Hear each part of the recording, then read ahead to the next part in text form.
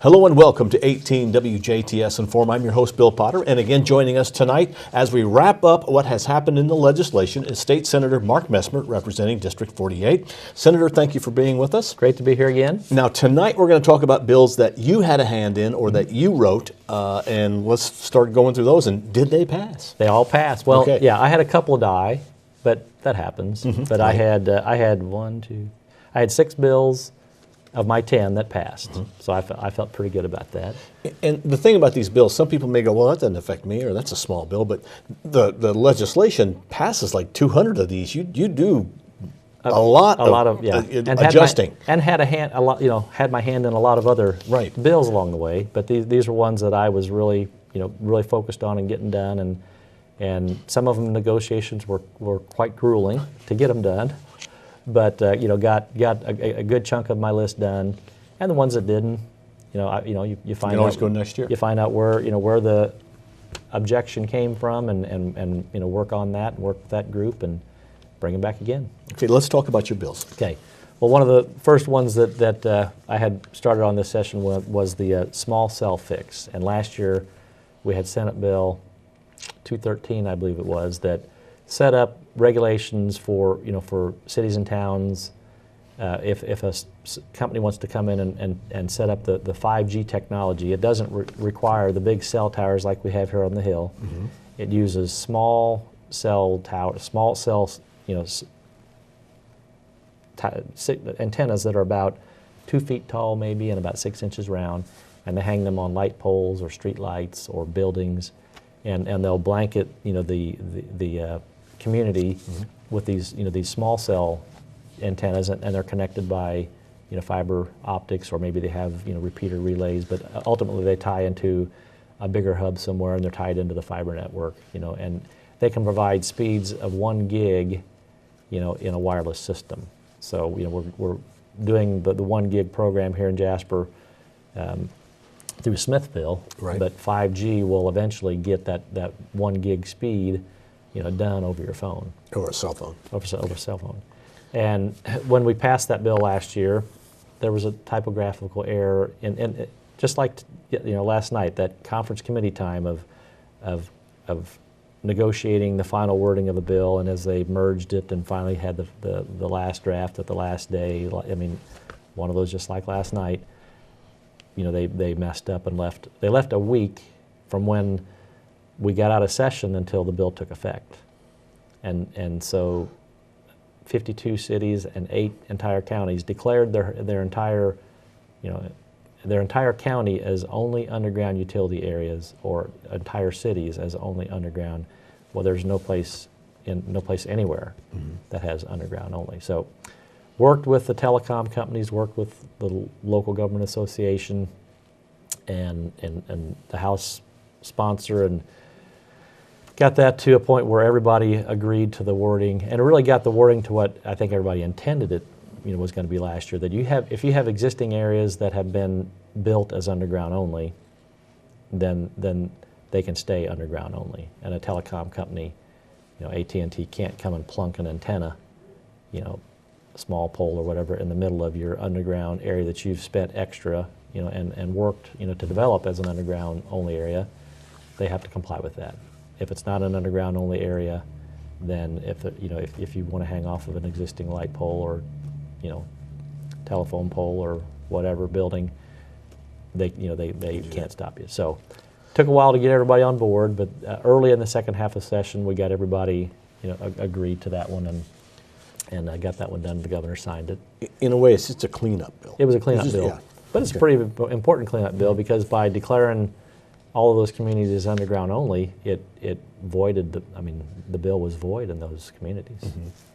They could say, well, we're going to have an underground only community, and anything you want to do, now that permit process is controlled completely by the city, and each city could have different rules, and so you're going to you could have a hodgepodge of different permitting and regulation requirements. The intent was to get it streamlined to where everybody knew, wherever you went, this was the process. They still have to map it out. They have to work with the city, and if there's existing, poles or structures they can hang off in, if their map says we got to be in this geographic area, they have to use existing infrastructure everywhere possible to, to hang off of.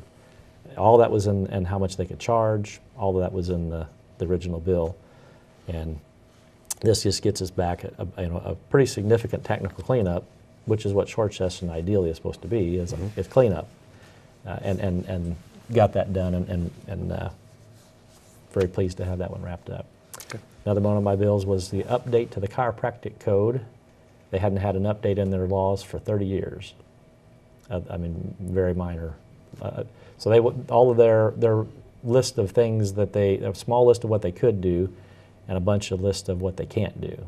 And then there's no other medical license or any kind of license that says that is a list of you shall nots. Mm-hmm. It's right. A list of what you cans. So it was taken, I guess 3 years ago, the U.S. Chiropractic Association put together a draft for conformity across the country. This is kind of what a model set of chiropractic rules should look like in all the states. And so our state association took it, and for a couple of years, worked it to kind of fit, what's current practice in the state. And then last year, then in the fall, they brought it to me to start the process of getting it done. And then worked with the State Medical Association, the Osteopath Association, physical therapists and occupational therapists to get all of it, so you don't create unintended, conflict in jurisdictional areas. Mm-hmm. Took a lot of time to get them all together, but we got that done, and the governor signed the bill yesterday. So very happy with that. Okay. Short-term rentals. The city of Carmel about a year and a half ago decided they were going to ban people, from using their home as an Airbnb, a short-term rental, and so some of the short-term rental owners in Carmel said, this doesn't seem right. Can you help us in the legislature? So they worked on it last year. They really couldn't get to an agreement. The bill never passed, and I got the interim study committee assignment to come up with a base set of policies to follow that had approval by the local government association, the realtors, the tourism folks, the Airbnb folks, and came up with a list of 6 or 7 parameters that everybody agreed were, what we should base, our state law on. Got that committee report approved, and really was pretty smooth this whole session. Worked with Matt Lehman in the House, and got the bill that really modeled our interim study committee, set of regulations exactly, and passed the House and the Senate. I think I had 2 no votes in the House, or in the Senate maybe, and I think it passed maybe unanimously in the House. So, but that type of collaborative work, takes a little time, get everybody on board, and really went pretty smooth. Okay. The issue that came up last year from Mayor Spinner in Huntingburg, they're working on their downtown 4th Street area. They wanted to redo their sidewalks and streets in that area. And that area is a historic preservation zone, part of their Stellar Cities upgrades that they're doing. Right. And the Department of Natural Resources, since it was going to be all state dollars, if there's some federal dollars involved, if there's a federal historic preservation review process, and it only takes 30 days. But the state process could take anywhere from 3 to 6 months. And for them, they said, if we submit this thing in July and they don't have a quorum and they don't meet, then it doesn't get approved till September, and then, we've lost. You could lose, you only have April 1, July 1, September 1, January 1. If you only have those meetings and you miss one, you could miss an entire construction season. Yeah. So I worked with the DNR during the fall and had them pull together, I said, here's the federal program, can you work with me to get your policies and your procedures in line with this so we can have a 30-day turnaround? And they did. They supported, doing that themselves. I thought it was probably overdue. Worked with me to get that done and got that bill unanimously passed in the House and the Senate. And that one's on his desk because it was one that when it got to the House, they did a slight tweak. And then when it came back to me, I found out I had some referenced language in my bill that got deleted in another bill. It wasn't the area I was working on, but it was an area that we had in my bill, just so the general area of code you're working on. And since that got deleted in House Bill 1003, I had to dissent to the changes they did in the House, which was just a clarification that it was only state dollars involved. Had a conference committee. We met for 1 minute. That was easy. Showed what we were taking out, and then took it back to both floors and passed it out pretty well immediately. So that one's on the governor's desk, but it just got, since we had to do that updating to it, really took until this past week to get it all, get that done. But should be no problem with that. I mean, that's something he supports. And then a ban on allowing local ordinances to require you to put sprinklers in your home. It's not happened anywhere in the state yet, but there's some states where people in the construction business are seeing, local fire chiefs go to their,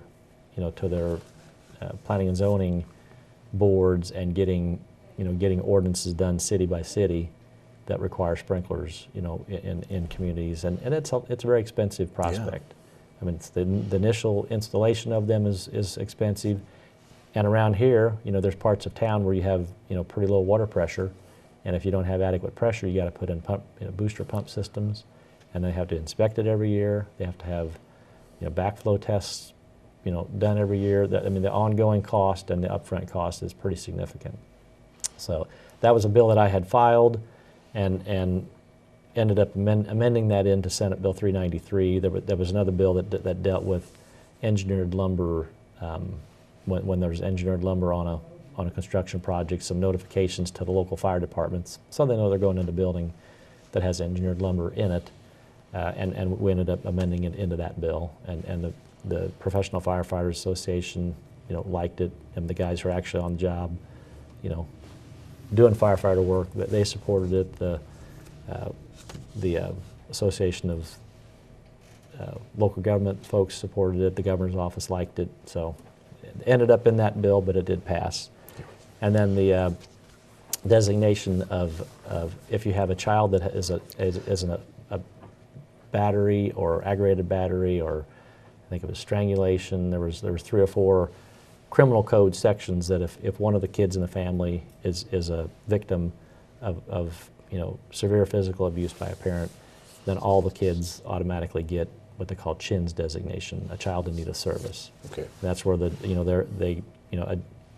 have one of the judges will then monitor. I mean, they'll have DCS come in and interview the rest of the kids. I mean, maybe there may not be any abuse with the rest of them, but they'll automatically check in on all of them. I mean, you would imagine that if there's one in the family, there's going to be more. So that makes sense. And that's the current policy on sex abuse. If there's sex abuse with one child, all the kids get interviewed, and it doesn't mean they're taking them from the home. Mm-hmm.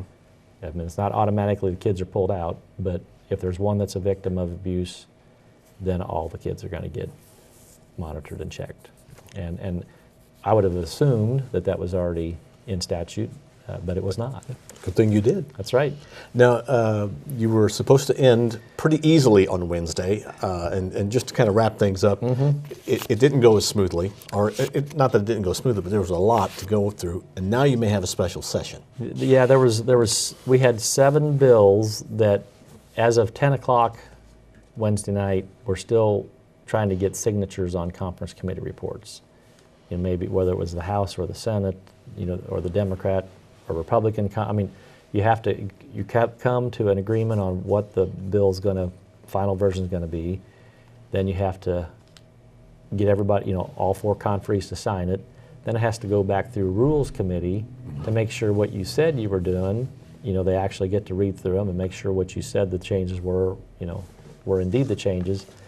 Of the 7 bills that we got, to the floor at about 11:45, we got 6 of them done. And we had the last one, which was the most important one, the clock ran out. And that was House Bill 1315, and that was with Gary schools and Muncie schools, they're bankrupt. Gary right now is $103 million in debt. They owe the IRS $8 million in Social Security taxes that they took from employees and didn't pay to the federal government.